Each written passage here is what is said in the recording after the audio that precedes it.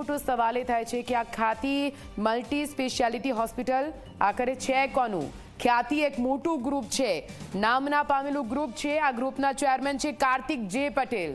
આપ જુઓ, એક બે નહીં પરંતુ અનેક એવી જે અલગ અલગ સંસ્થાઓ છે ખ્યાતિ ગ્રુપના નામે ચાલતી હોય છે. એમાં સ્કૂલ્સ આવી જાય છે, એમાં રિટેલ બિઝનેસ આવી જાય છે, એમાં બિલ્ડર બિઝનેસ આવી જાય છે. કાર્તિક જે પટેલ ખ્યાતિ ગ્રુપના ચેરમેન છે, એમનું આ ગ્રુપ છે, એમની આ હોસ્પિટલ છે. તો હવે કાર્તિકભાઈને પૂછવું પડે કે શું તમારી હોસ્પિટલમાં આ પ્રકારે પૈસા કમાવવા માટેનો વેપાર ચાલી રહ્યો છે?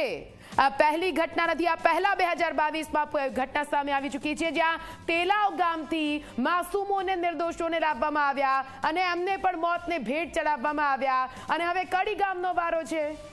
આ કાર્તિક જે પટેલ, તમે સતત આ તસવીર અમે બતાવી રહ્યા છીએ.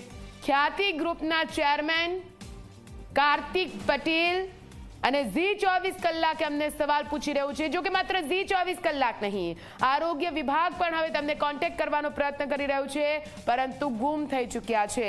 કાર્તિક પટેલનો કોઈ પત્તો નથી. તેમને સતત સંપર્ક કરવાનો પ્રયત્ન કરવામાં આવી રહ્યો છે, પણ તેમના દ્વારા કોઈ પ્રતિક્રિયા પણ નથી આપવામાં આવી. અહીંયા માનવતાના નાતે એક સવાલ ઉઠે, આટલી મોટી દુર્ઘટના એમની હોસ્પિટલમાં ઘટી રહી છે, શું એક પ્રતિક્રિયા આપવાની તેમની ફરજ નથી? હોસ્પિટલની બહાર દર્દીના પરિવારજનો, મૃતકોના પરિવારજનો હૈયા વરાળ ઠાલવી રહ્યા છે, આજીજી કરી રહ્યા છે કે શું થયું, કેમ થયું, કેમનું થયું, કોની ભૂલ? જવાબ આપો, જવાબ આપો.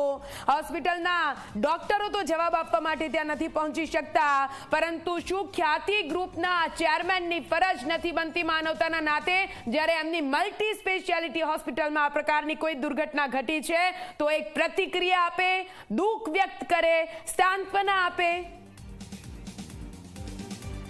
હવે સારવાર કરાવવા માટે કોણ કોણ ગયા હતા એની વાત કરી લઈએ, કેમ કે કડીથી લક્ઝરી ભરીને દર્દીઓને અહીંયા લાવવામાં આવ્યા છે. કાંતાબેન શંભુભાઈ પ્રજાપતિ 60 વર્ષના વૃદ્ધા છે, તેમને કડીથી અહીંયા મલ્ટી સ્પેશિયાલિટી હોસ્પિટલમાં લાવવામાં આવ્યા. બચુભાઈ ગોવાજી બારોટ 77 વર્ષના છે, તેમને પણ કડીથી અમદાવાદની આ હોસ્પિટલમાં સારવાર માટે લાવવામાં આવ્યા.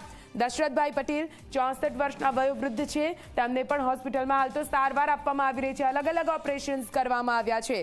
દશરથભાઈ પટેલની આપણે વાત કરી, સાથે રમેશભાઈ પ્રાણભાઈ પટેલ જેઓ 66 વર્ષના છે, તેઓ પણ વૃદ્ધ છે, તેમને પણ સારવાર માટે અહીંયા લાવવામાં આવ્યા છે.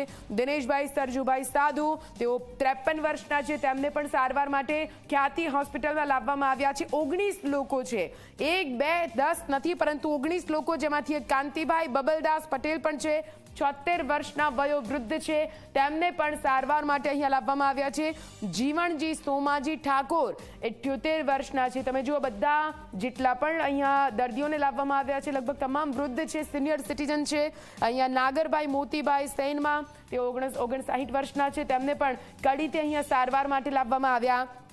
મહેશ ગિરધરભાઈ બારોટ 45 વર્ષના છે, તેમને પણ લક્ઝરીમાં બેસાડીને આ ખ્યાતિ હોસ્પિટલમાં સારવાર માટે લાવવામાં આવ્યા હતા. રણછોડભાઈ પ્રજાપતિ 80 વર્ષના છે, તેમને પણ અહીંયા સારવાર માટે લાવવામાં આવ્યા છે. આ જે 19 લોકો હતા એમાંથી 2ના મોત નિપજ્યા છે.